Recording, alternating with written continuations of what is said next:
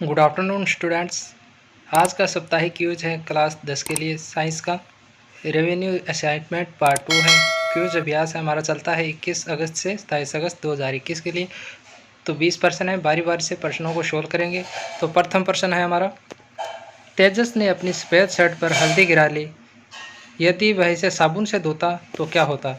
तो हमारा उत्तर नंबर होगा दाग, पीला दाग लाल हो जाता। आंसर नंबर 2 हमारा सही होता।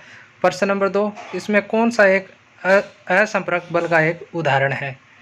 उत्तर नंबर 4 होगा। एक बार चुंबक एक पेपर क्लिप को बिना छुए चल सकता है। उत्तर नंबर 4 हो जाएगा दूसरे का।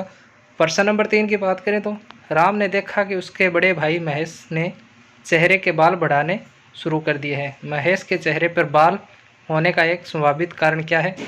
तो उसका संभावित कारण है यौनावस्था आने पर वृषणों में टेस्टोस्टेरोन का स्राव होना। उत्तर नंबर 2 हो जाएगा।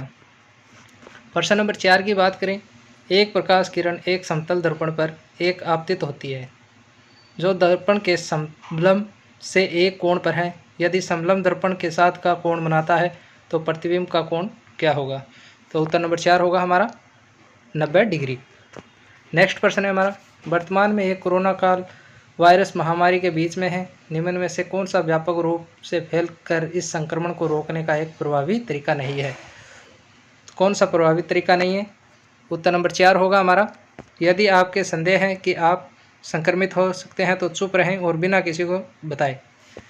प्रश्न नंबर 6, निम्नलिखित में से कौन सा युग्म सबसे अधिक विसरण को दर्शाएगा? उत्तर नंबर 7 का, उत्तर नंबर 6 का चौथा, नाइट्रोजन, ऑक्सीजन और नाइट्रोजन। प्रश्न नंबर 7, एक 10 केजी द्रव्यमान के पिंड को वेग 5 में से 10 मीटर सेकंड हो जाता है, इस पर लगने वाला बल क्या कहलाता है? यानी हमारा 7वें का पहला हो जाएगा 20 नाइट्रोजन। प्रश्न नंबर 8, कुछ बच्चे यह पता लगाने की कोशिश कर रहे हैं कि 3 बल्बों में से कौन सा बल्ब सबसे अधिक चमकीला था, इसमें से कौन सा उत्तर ज्ञात करने के लिए सबसे अच्छी शुरुआत हो सकती है? तो कौन सी अच्छी शुरुआत हो सकती है? उत्तर नंबर 3 हो जाएगा हमारा, यदि हम प्रकाश के बल्ब को चमक के मापने का एक सही तरीका हो तो यह मदद करेगा। प्रश्न नंबर 9, ऋणात्मक कार्य की स्थिति में बल और विस्थापन के बीच का कोण होता है, तो बल और विस्थापन के बीच का कोण कितना होता है? 180 डिग्री होता है। उत्तर नंबर 1 सही हो जाएगा हमारा। प्रश्न नंबर 10, निम्नलिखित में से कौन सा पेट्रोलियम से प्राप्त नहीं होता? तो कोक पेट्रोलियम से प्राप्त नहीं होता। उत्तर नंबर 4। प्रश्न नंबर 11, उस जीव की पहचान कीजिए जिसे प्रयोजन के तरीके और निषेचन की विधि को उसके साथ सही तरीके से युग्मित किया गया है। तो कौन सा युग्मित किया गया है? उत्तर नंबर 4, कोआ अंडपरज बाहरी निषेचन। उत्तर नंबर 4 हो जाएगा। प्रश्न नंबर 12, रदरफोर्ड के प्रयोग से निम्न से कौन सा प्रेक्षण थॉमस के इस प्रस्ताव को अस्वीकार करता है कि परमाणु एक धनात्मक क्षेत्र है? तो कौन सा रदरफोर्ड का अस्वीकार करता है परमाणु धनात्मक क्षेत्र है? केवल प्रेक्षण 1, जो कि ये वाला है, यानी अधिकांश तीव्र गति वाले एक कण स्वर्णपन्नी से सीधे निकल जाते हैं। तो रदरफोर्ड का यही प्रयोग थॉमस के लिए एक परमाणु धनात्मक क्षेत्र रहा। प्रश्न नंबर 13, आंत और श्वसन पथ जैसे अंगों के स्तर को सतह क्षेत्र की बहुत आवश्यकता होती है, ऐसे स्थानों में किस प्रकार के उपकला उत्तक पाए जाते हैं? इस प्रकार के उपकला उत्तकों में स्तंभाकार उपकला पाई जाती है। उत्तर नंबर 1 हो गया।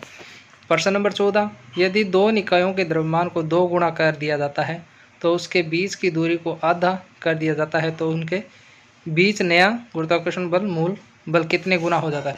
तो कितने गुना हो जाता है? 16 गुना मूल हो जाता है। 2 निकाय द्रव्यमानों को 2 गुना करने पर 16 गुना हो जाता है।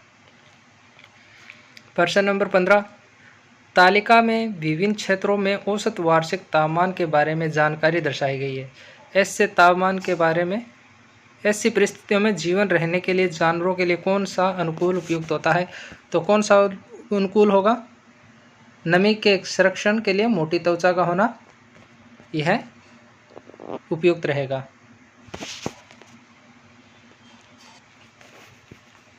प्रश्न नंबर 16, यदि यहाँ दिया गया ग्राफ 1850 से 2019 तक वैश्विक तापमान में वृद्धि को दर्शाता है तो यह पृथ्वी को कैसे प्रभावित करता है।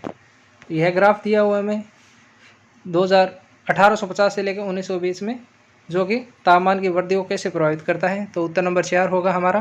तापमान में वृद्धि से ग्लेशियर पिघलेंगे और समुद्र के स्तर में नाटकीय रूप से वृद्धि होगी।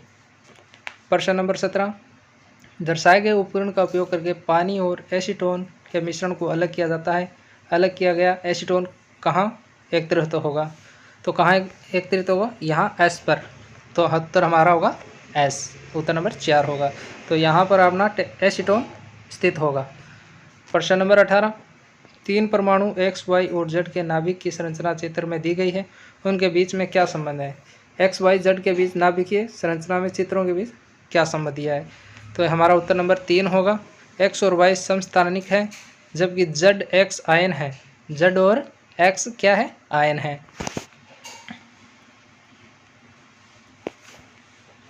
प्रश्न नंबर 19, एक गेंद को पकड़ने के लिए एक एथलीट हवा में सीधे ऊपर की ओर बढ़ता है।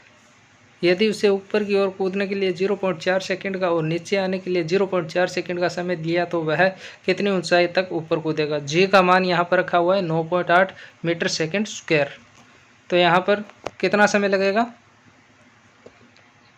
यहाँ पर समय लगेगा 2.352 मीटर। आज का लास्ट प्रश्न है, 50 केजी का एक बास्केटबॉल खिलाड़ी एक शॉट बनाने के लिए लंबवत ऊपर की ओर कूदता है। अपनी छलांग के शीर्ष पर वह बास्केटबॉल को 4 मीटर सेकंड की गति से फेंकता है। गेंद छोड़ने के तुरंत बाद उसका प्रतिबिंब वेग क्या होगा। बास्केटबॉल का द्रव्यमान कितना दिया हुआ है, 600 ग्राम बास्केटबॉल का द्रव्यमान दिया हुआ है। तो हमारा आंसर होगा 1 नंबर -0.048 मीटर सेकंड। तो फ्रेंड्स, यह थी हमारी कक्षा 10 के लिए आज विज्ञान का साप्ताहिक क्विज। तो वीडियो पसंद आए तो लाइक शेयर कमेंट ज़रूर करें, साथ ही हमारे चैनल को ज्वाइन करें। थैंक यू, धन्यवाद। जो चैनल पे नए हैं चैनल को सब्सक्राइब करें और यहाँ बेल आइकन पर प्रेस करें।